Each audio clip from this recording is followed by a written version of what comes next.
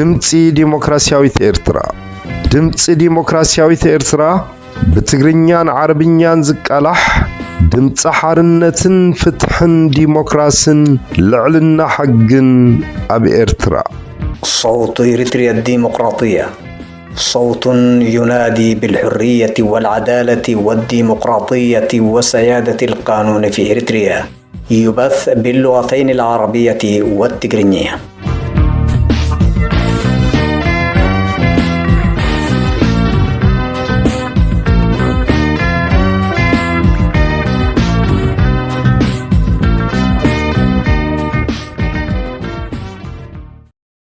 متابعي صوت إريتريا الديمقراطية، أسعد الله أوقاتكم حيثما كنتم. نحييكم من صوت إريتريا الديمقراطية ونبدأ معكم بثنا لهذا اليوم والذي خصصناه لذكرى يوم المرأة. كمي تغنيو تخاطتلتي دمፅ ዲሞክራሲያዊት ኤርትራ ኣብ ናይ ሎሚ መደብና ብምኽንያት 8 መጋቢት ዓለም ለኻዊ መዓልቲ ደቂ ኣንስትዮ ናይ ዝሓለፈን ዘሎን መድረኻት እተፈላለየ መደባት ሒዝናልኩም ንቐርብ። ሰናይ ምክትት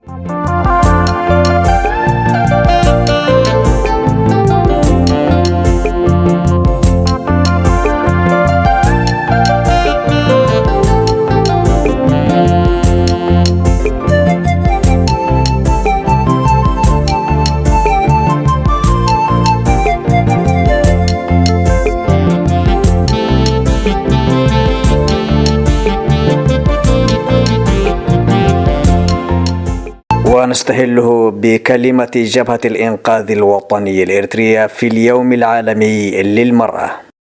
يحتفل العالم بالثامن من مارس من كل عام كيوم عالمي للمرأة تقديرا لنضالاتها الهادفة إلى وقف الاضطهاد المزدوج والتمييز الذي ظلت تتعرض له نتيجة للتقاليد الموروثة السيئة والتفسيرات الخاطئة للمعتقدات الدينية وتطلعا من أجل تحقيق العدل والمساواة. تعتبر المظاهرة التي جرت في 8 من مارس عام 1857 في مدينة نيويورك أول مظاهرة سلمية قامت بها المرأة للمطالبة بحقوقها والحصول على الأجر المتساوي مع الرجل،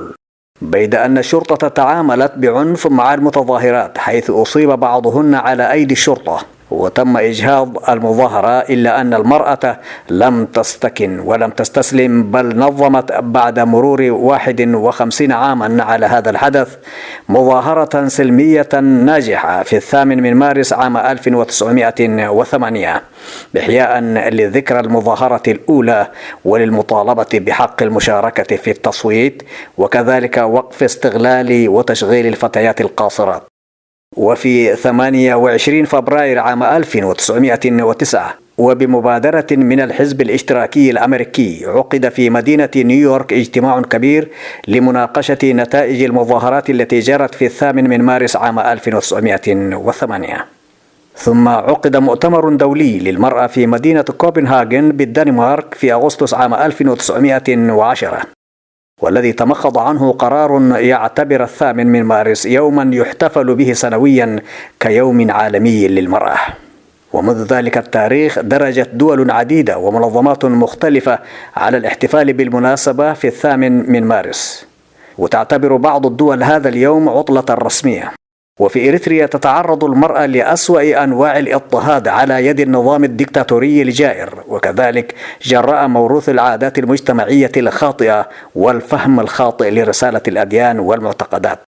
وغني عن القول بأن المرأة الإريترية كان لها دور مشرف في النضال إبان مرحلة الكفاح المسلح، بدءا من المناضلة جمعة عمر أول من التحقت بجيش التحرير الإريتري، ومرورا بكوكبة من الشهيدات أولهن المناضلة الشهيدة الباسلة ألم مسفن.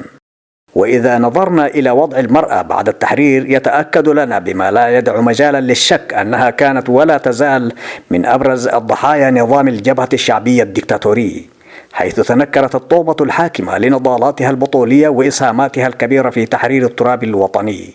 وخانت أهداف ثورتنا المتمثلة في تحرير الإنسان والأرض. وهذا الأمر يحتم على قوى التغيير التي تناضل من أجل تحقيق العدالة والديمقراطية والمساواة في إريتريا أن تنظر بعين الاهتمام إلى معاناة المرأة الإريترية وتضع أمر تخليصها من هذه المعاناة ضمن أولويات برامجها النضالية من أجل التغيير الديمقراطي.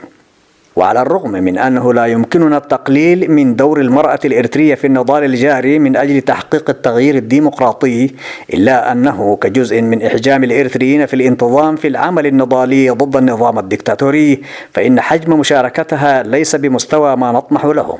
وحري بالإشارة إلى أن النضال ضد الطغمة الدكتاتورية الحاكمة في إريتريا لن يحقق أهدافه إذا لم نضمن مشاركة قطاعات واسعة من شعبنا في هذا النضال. إننا في جبهة الإنقاذ الوطني الإريترية نتذكر بكل فخر واعتزاز الدور النضالي البارز الذي تلعبه عضوات التنظيم في كل أنحاء العالم، حيث ساهمنا بقوة في الدفاع عن الخط الوطني الديمقراطي للتنظيم في كل مراحله وتصديهن لكل المؤامرات التي أحيكت به، حتى استعاد موقعا متقدما في النضال الوطني الجاري من أجل تحقيق التغيير الديمقراطي المنشود في إريتريا. وإننا على يقين بأن نضالاتهن وتضحياتهن ستظل خالدة في سجلات تاريخ شعبنا. وفي الوقت الذي نعبر فيه بهذه المناسبة عن عظيم تقديرنا للمرأة الإريترية ونضالاتها، نتقدم بنداء إلى المرأة الإريترية في كل مكان لمضاعفة عطائها الوطني حتى نحقق معا الأهداف التي ينشدها شعبنا وتشهد إريتريا إقامة نظام تسوده الديمقراطية وسيادة القانون والعدالة والمساواة. وفي هذا السياق ندعو الجمعيات النسوية الإريترية الديمقراطية إلى إقامة مظلة موحدة تمكنها من التصدي لدورها بفعالية في الدفاع عن حقوق المرأة الإريترية وتأطير جهودها وتواصلها مع المجتمع الدولي والمنظمات المعنية بحقوق الإنسان لممارسة الضغط على النظام الدكتاتوري لإطلاق سراح المناضلات اللواتي يقبعن لسنوات طويلة في معتقلاته ووقف ممارساته القمعية تجاه شعبنا بشكل عام وتجاه المرأة بشكل خاص. في الختام نحيي المرأة الإريترية المناضلة في يومها العالمي ونجدد العهد على مواصلة النضال بلا هوادة من أجل أن تنال المرأة الإريترية كامل حقوقها ويتحرر الإنسان من الظلم والاضطهاد. عاشت الذكرى 8 من مارس. النصر لنضالنا الديمقراطي، المجد والخلود لشهدائنا الأبرار، إنقاذ الشعب والوطن فوق كل شيء. الهيئة التنفيذية لجبهة الإنقاذ الوطني الإريترية 8 من مارس 2021.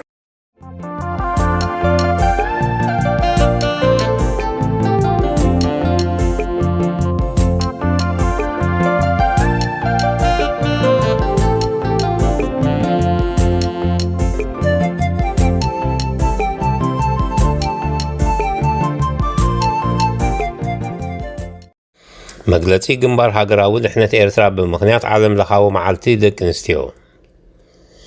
መብዛሕትኡ ህዝቢ ዓለም 8 መጋቢት ከም ዓለም ለኻዊ መዓልቲ ደቂ ኣንስትዮ ኣኽቢሩ ይውዕል።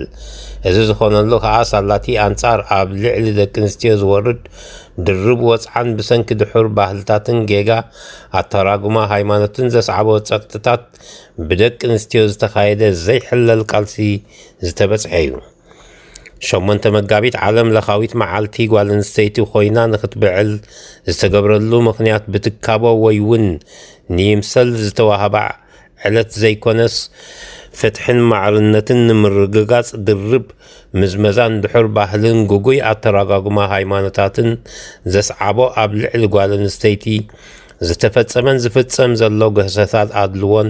ሓንሳብን ናሓዋሩን ጠጠው ንምባል ዘበገሰቶ መሪር ቃልሲ እተብዕለሉ መላእ ፍትሒ ዘቀድም ሕብረተሰብ ዓለም ድማ ሓቢሩ ዘብዕላ ዓለም ለኻዊት ዕለት እያ። ኣብ ታሪክ ዓለም ደቂ ኣንስትዮ ንፈለማ ግዜ ብ8 መጋቢት 1857 ኣብ ከተማ ኒውዮርክ ንማዕረ መሰልን ማዕረ ደሞዝን ኣብ ዝገበርኦ ሰላማዊ ሰልፊ ብሓይሊ ፖሊስ ከም ዝብርዑን ኮይኑ ብዙሓት ድማ ተጎዲአን። እንደገና ድሕሪ 51 ዓመት ማለት ብ8 መጋቢት 1908 ደቂ ኣንስትዮ ንዝኽሪ እቲ ቅድሚ 51 ዓመት ብሓይሊ ፖሊስ ዝተጓዕፀፀ ሰላማዊ ሰልፊ ከምኡ እውን ናይ ምድማፅ መሰልን ንምርግጋጽ ትሕቲ ዕድመ ዝኾና ህፃውንቲ ኣብ ተካላት ማእቶት ዝካየድ ምዝመዛን ጠጠው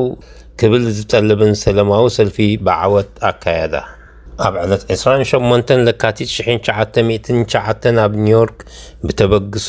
ሰልፊ ኣሜሪካ ንዝኽሪ እቲ ብደቂ ኣንስትዮ ብ1908 ዝተኻየደ ሰላማዊ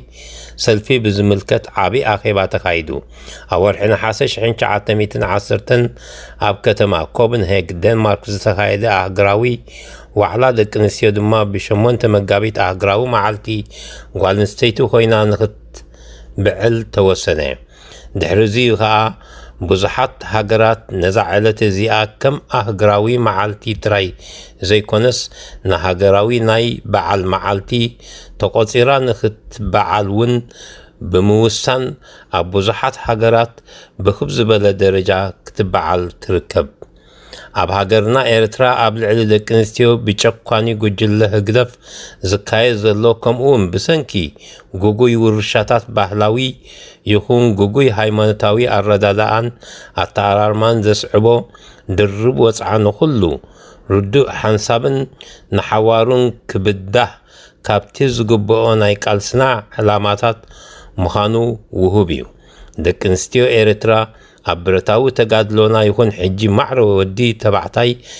ሃገራዊ ጉብአን ኣበርኪተንን የብርክታን ኣለዋ ኣብ ብረታዊ ቃልሲ ይኹን ፖለቲካዊ ተጋድሎ ተሳቲፈን እየን ኣብ ብረታዊ ተጋድሎና ድሕርቲ ቀዳመይቲ ናይ ሰራዊት ሓርነት ኤርትራ ዝተሳተፈት ጅግና ሓርበኛ ጅምዓ ዑመር ብዙሓት ጀጋኑ ደቂ ኣንስትዮ ኣብ ቃልሲ ተሰሊፈን ዘበርክትኦ ልዑል ሃገራዊ ግደ ዓለም ብምልኡ ዝምስክሮን ዝሕብርን ታሪክ እዩ ድሕሪ ቀዳመይቲ ስውእቲ ጅግና ዓለም ፀሃይ መስፍን ኣሰራ ተኸቲሎም ብዙሓት ብሉፃት ኤርትራውያን ደቂ ኣንስትዮ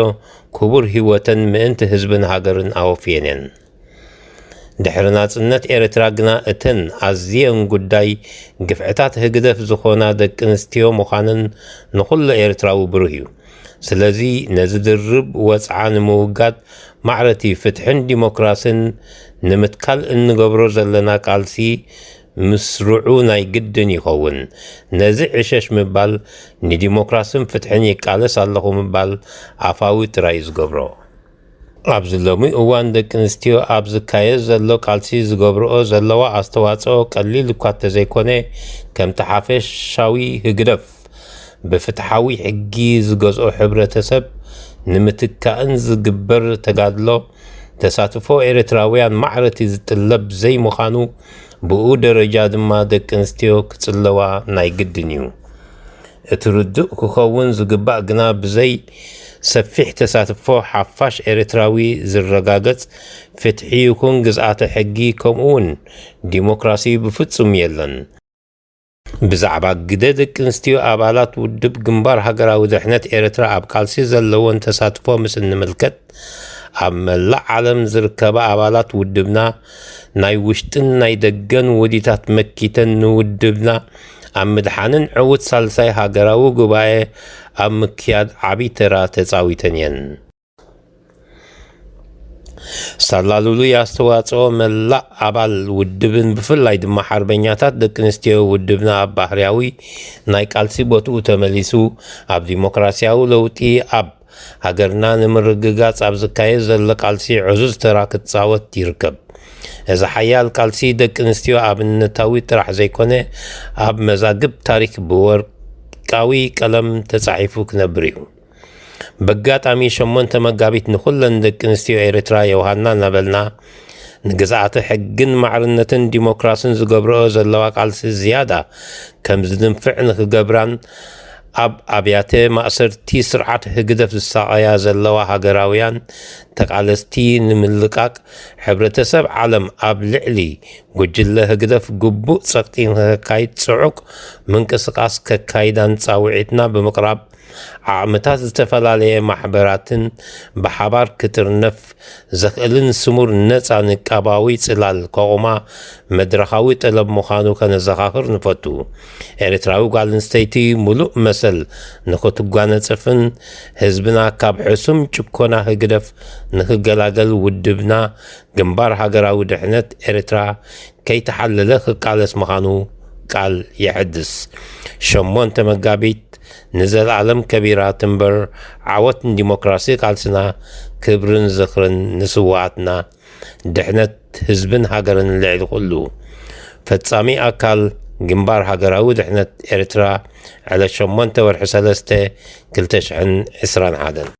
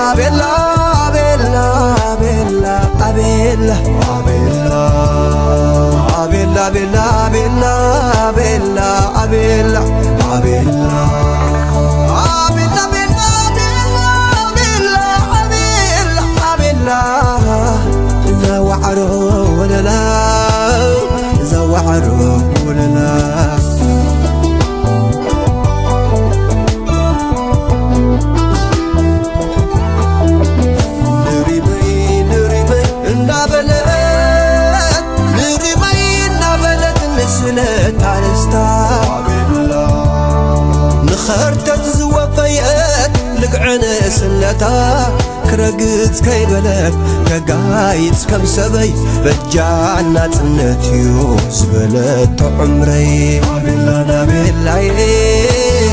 عبلانا بالله عبلانا بالله إذا وعر حفتي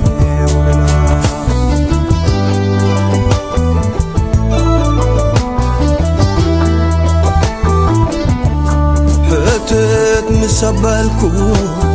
كما يمهلاوة عبد اللي خنزلا فتسون كي كدوا مس نفاس صنيحوني وريا انصافي فوق من بو يحسبو زلو زحالوات زلو زحالوات عبلانا بالله عبلانا بالله عبلانا بالله إذا دجن حفتي ولا لا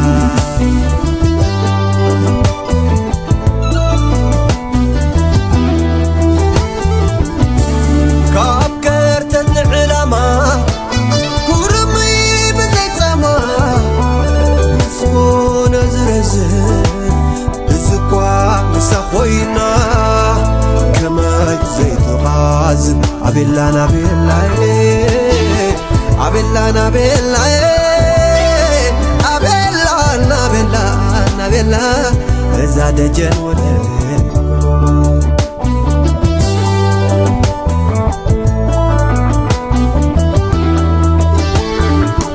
عبلا تقنطاب سترفع كالا أبقدلي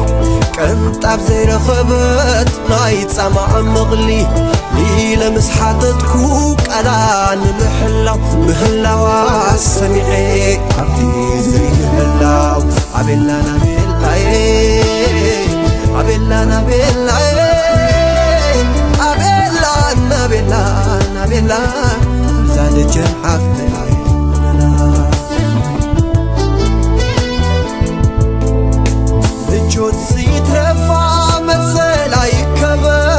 نزدي أكالا كوينو مغزن عرر نعطيكم الحوان كساب تزمات ناي إدو آيسان نعازوت ناي إدو آيسان نعازوت عبلانا بالله عبلانا بالله عبلانا بالله زوار حفتيكم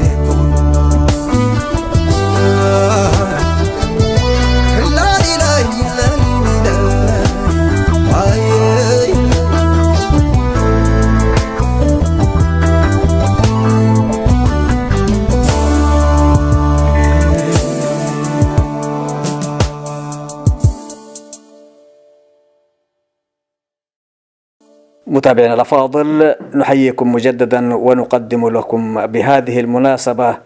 انطباعات بعض المناضلات في دور المرأة الإريترية في الماضي والحاضر. وقتا طيبا نتمناه لكم. مع بقية فقرات برامجنا لهذا اليوم.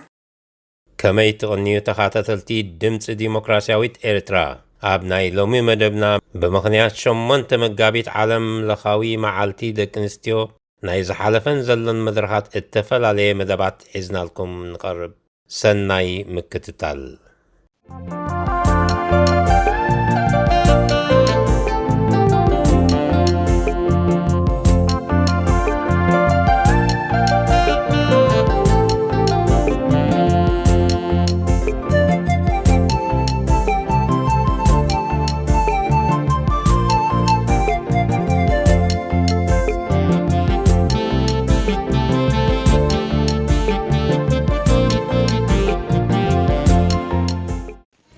መጀመሪያ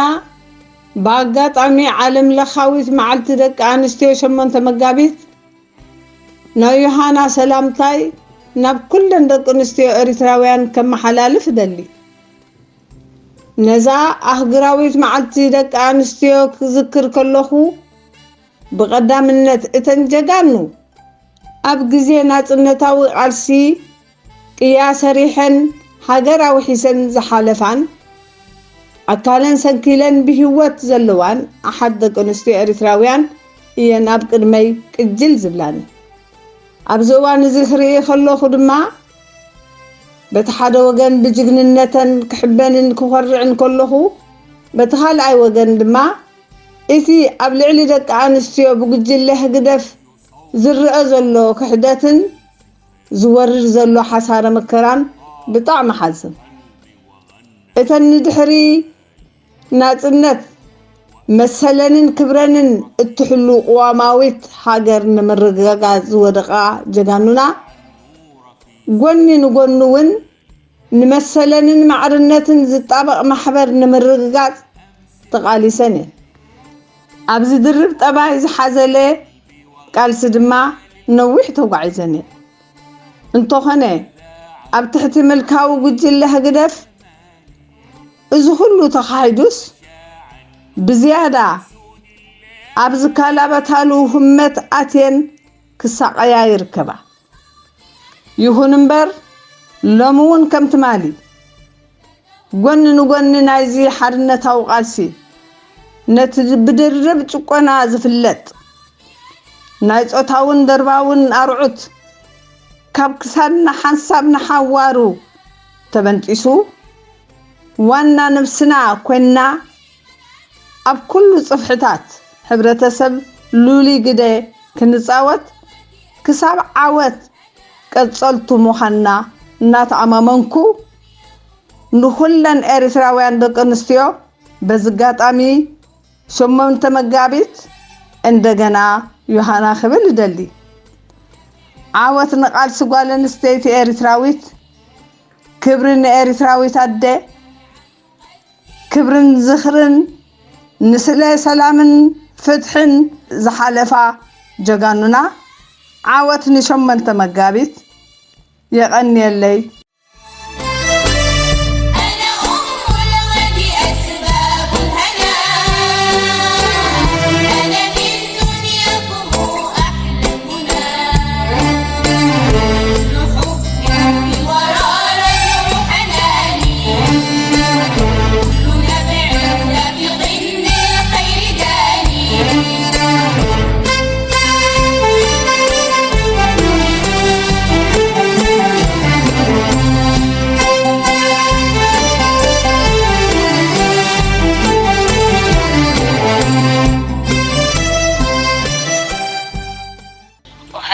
المرأة الإريترية في الداخل والخارج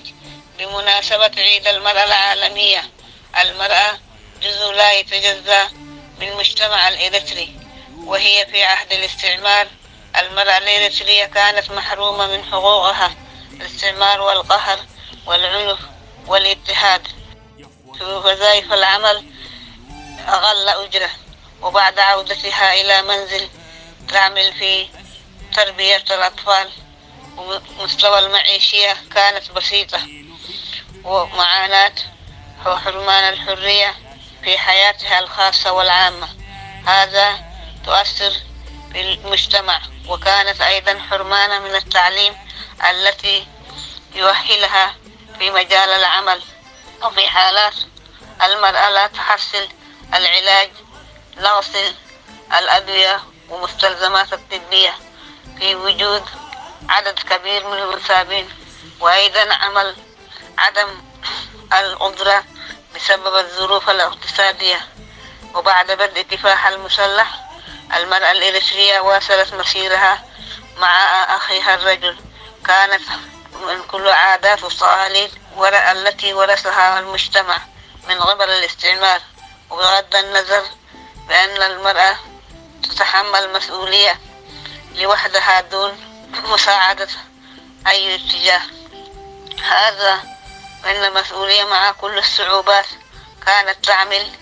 لوحدها لكي تحقق أهدافها، بأن المرأة في الريف شاركت مع أخيها الرجل في النضال دفاعا عن الوطن واستقلال والحرية والكرامة، بأن المرأة دورها في النضال الوطني كانت تلعب دورا كبيرا في جلب معلومات الجرحى في المعارك. لقد قررت جبهة التحرير الإريترية في مؤتمرها الأول عام 1971 إقامة المنظمات الجماهيرية من ضمنها المرأة. لقد عقدت مؤتمر عام 1974 تأسس الاتحاد العام للمرأة الإريترية. وفي عام 1976 عقد أول مؤتمر للاتحاد العام للمرأة، وقد نظم الاتحاد في الداخل والخارج بشكل فروع، وكل هذا الفروع دورا هاما في النضال الوطني. شاركت في كل الأجهزة واستشهدت، وأيضا داخل السودان بكل ما تملك لاستقبال الجرحى ومساهمتها كل ما تملك من إمكانيات، ودورها لا ينتهي في هذه اللحظة حتى يتحقق تواصل نضالاتها حتى يتحقق الهدف من أجل استقلال الوطن والتحرير. اليوم الأرض تحررت، ولكن الإنسان الإريتري لم يتحرر. اليوم يعيش الشعب الإريتري أسوأ الظروف من زمان الاستعمار، ولذا علينا أن نبذل قصارى جهدنا لتحرير الشعب من دكتاتورية النظام. المجد والخلود للشهداء.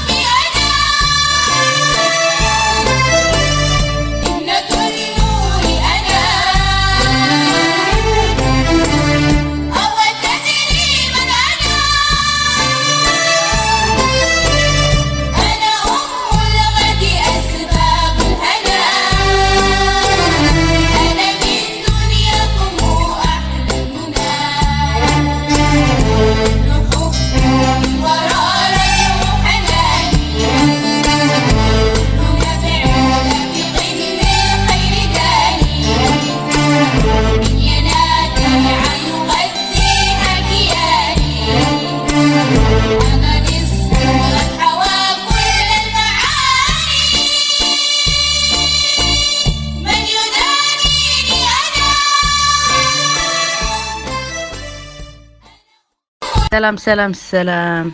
بأركس لوم معلتي مبل 110 بعل دق أنستيو خنبعل زبقعنا لعل فطري مسغانا نقرب قديق ولا أنستيتي انتا يمثل بزبل أبتو مكرنا قديق ولا أنستيتي سبيشال أبقالسي إريترايت ولا أنستيتي إتزا عبية توفاين زخفلت أبقالسي إريترا كلنا نسحتو أيكونن أنا كم أبنت أبتو مكريك ألسي انتا يمثل ويكا انتا عينت بدهوتات إحليفا إريترايت قوال أنستيتي مستي خلو ناي تفطرو الشجرات يخون نايك ألسي تو مكرو خلو قد إما مسوأة زخفلت أب سورائيا قوال أنستيتي أب عودو أب حكمنا أب بوليتيكاو يخون وتادراو زينا راديو كله بده زحلفت وعرو انت بلكو استقاقه خوينا يسمعنن قول أنستيتي أبتي لعلي أزلوا تتعونا بود تبعتي يخون بخلق كله تأقمت زحلفت إياه إزي إلكا حادب بحادب معالتوي كمان جزيه زود ساعتات يكونن ساعتات يخون دقائق زود يكونن قول أنستيتي أبقال سيخون أب حبرة سبنا عبي توفاين نتزلوا إيا قول أنستيتي أبقزا كمدي كم حفتي كم أون كم بعلتي بيت كوينا قد أبركت نحبرة سبنا إيا أمود أتاخا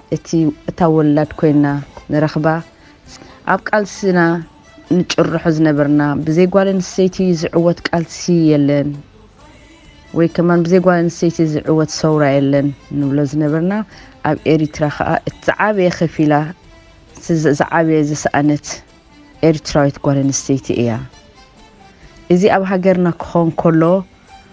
أب أخقراو شنخات كنريو استيل مسل قوال نسيتي ملو بملو تحالي أين بلن مخنياتو حانت قوال نسيتي اتزلع على درجة ناي تمر درجة كوت تبعتين لعلي كلوا اتزتحت دوموس توسد بدرجة قرب مسلا انت حلوه ملو بملو تحالي ايكونن جن قالسس لزخونه سقع ملو بملو مسلنا زحلو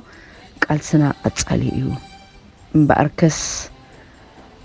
كل خن دك انستي اب عالم زلخن رحوس شمونت مقابيت يقبرنا نعمتاوين افتات عمت عدنا كنبعلو نلع الفتاري مسقانا نقرب thank you إن عزمي فتاتي مستمد فهي ذاتي ومرآة لصفاتي كل خير في حياتي لك آتي فاطمئني يا فتاتي. السلام عليكم ورحمة الله وبركاته. أولا أشكر إذاعة الصوت الإريترية الديمقراطية وهني بمناسبة 8 مارس عيد المرأة. 8 مارس للمرأة الإريترية يوم عظيم. المرأة الإريترية هي مناضلة، المرأة الإريترية هي مربية وأم، المرأة الإريترية هي تقاتل جنبا لجنب مع أخيها الراجل لأجل حقوقها. أشكركم بهذا المناسبة اديتوني فرصة أسمع صوتي.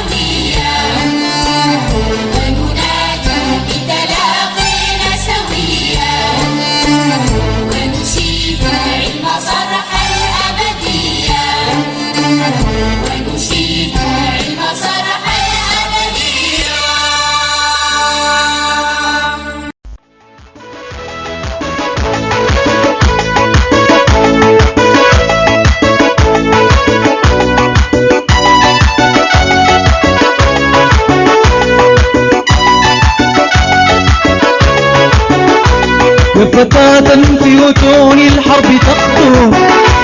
باعتزاز وشموخ ووسامة. يا فتاة في وتون الحرب تخطو باعتزاز وشموخ ووسامة. إنما عنك ابنة الصخر صمودا وإباء ووفاء وكرامة. إنما أنت ابنة الصخر صمودا وإباء ووفاء وكرامة. فلعينيك تحدين العادي، فلعينيك تحدين العادي وصنعنا كل أهوال القيامة. يا فتاة يا فتاة يا فتاة في بطون الحرب تهتو.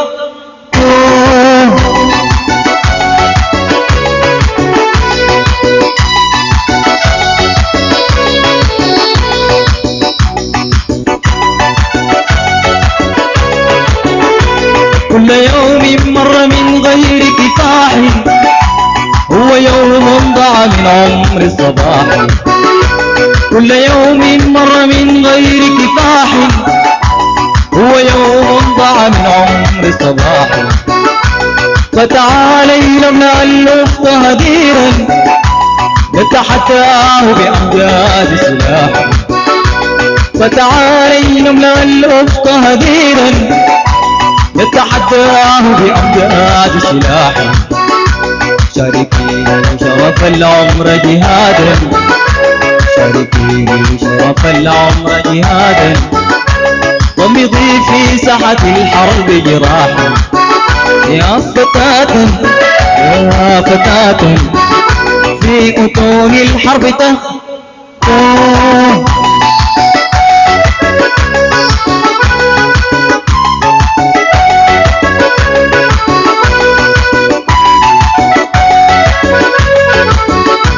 فإذا مت شهيدا ودعيني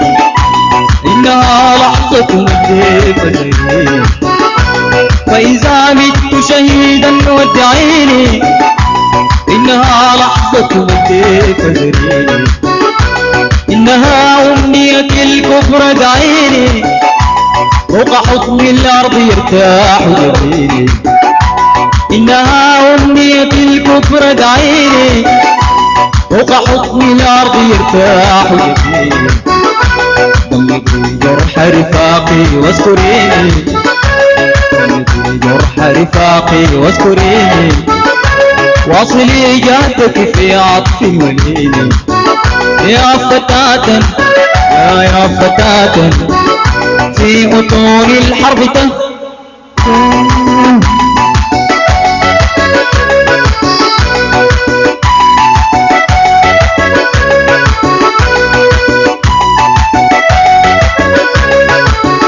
يا فتاة